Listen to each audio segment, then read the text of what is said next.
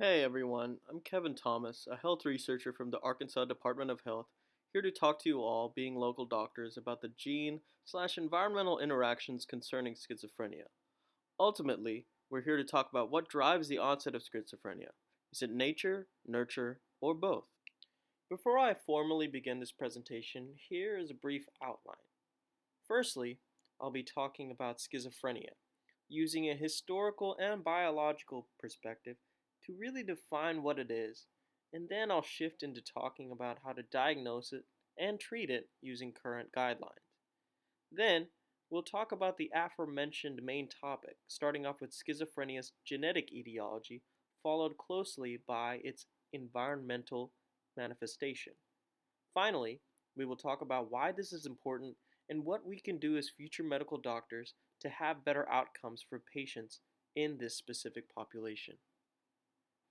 Throughout history, schizophrenia, or at least the idea of it, has been documented for a long time.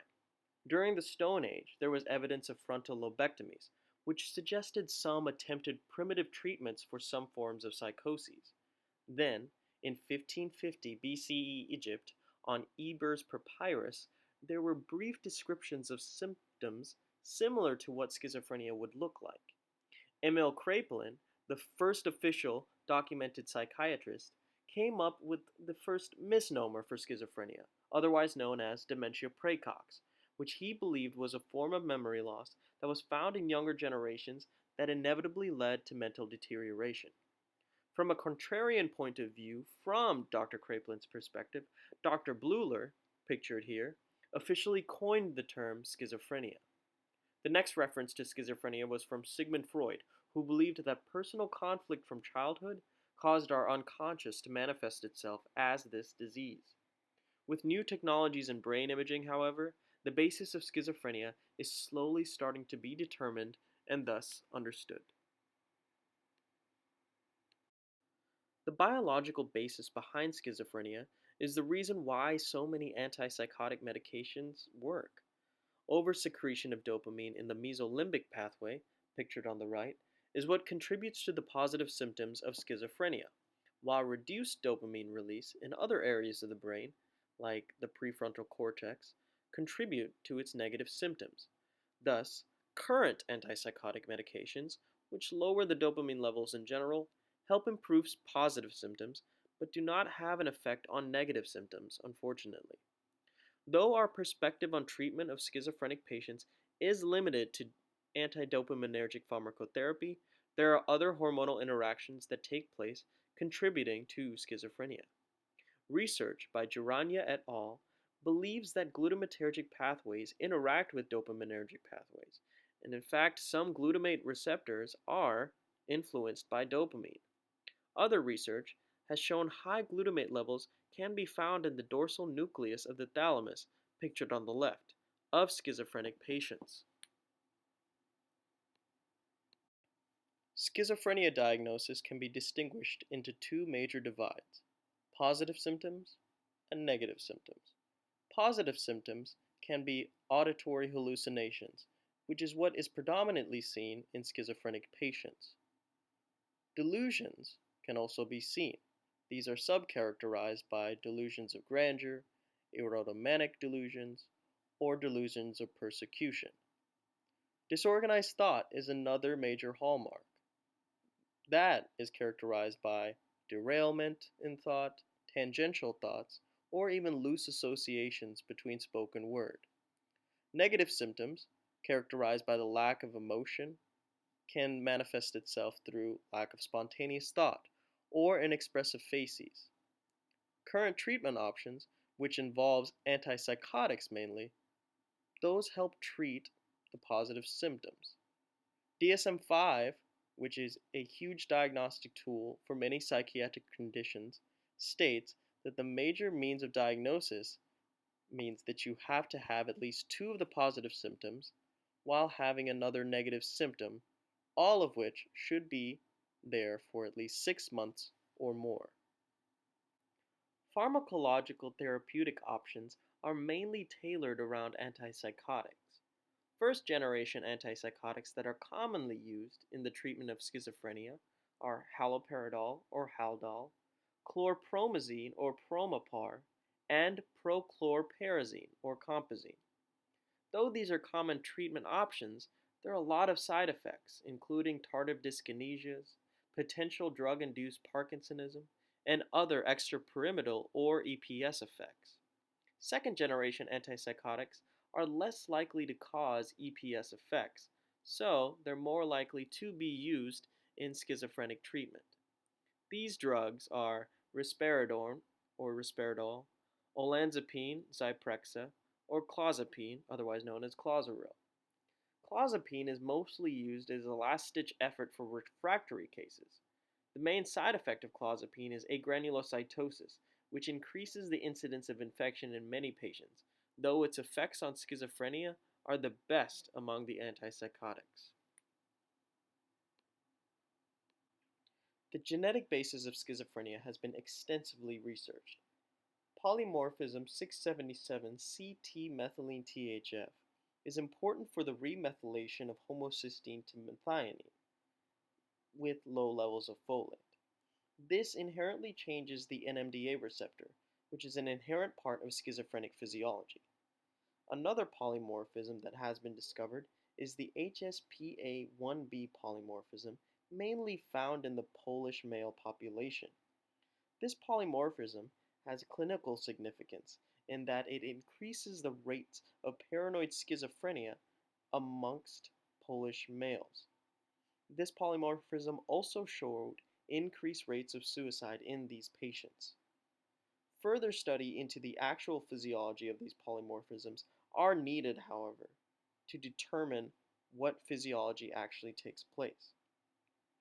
There have also been studies that show particular genetic linkages between 8p and 22q, which have increased the incidence of schizophrenia among these people. These linkage sites have been further related to two specific genes, neuregulin 1 or NRG1 and catechol-O-methyltransferase or COMT.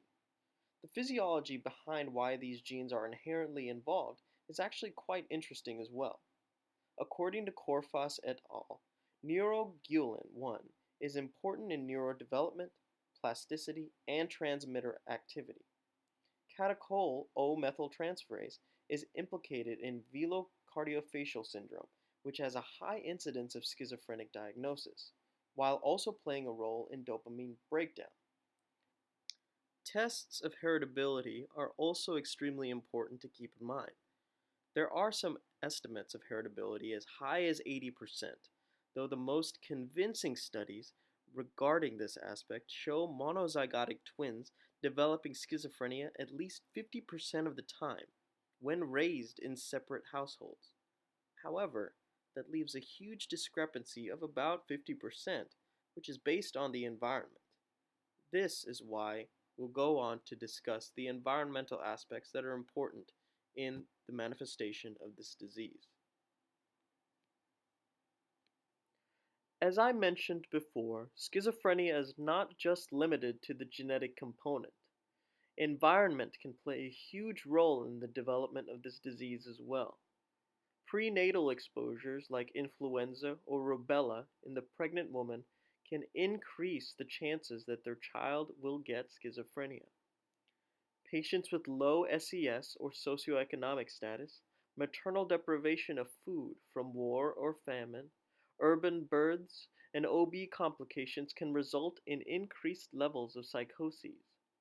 There were two studies in particular by Susser and Lin and St. Clair that showed how nutritional deprivation during early life can significantly increase the incidence of developing schizophrenia among offspring.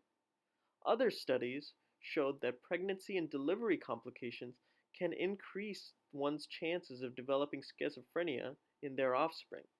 Examples of these complications include preeclampsia, which leads to fetal hypoxia. This, in turn, leads to a ninefold increase in the occurrence of schizophrenia among offspring.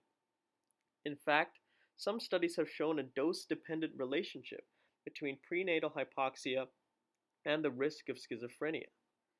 This information regarding fetal hypoxia was also found when examining the Philadelphia cohort of the National Collaborative Perinatal Project.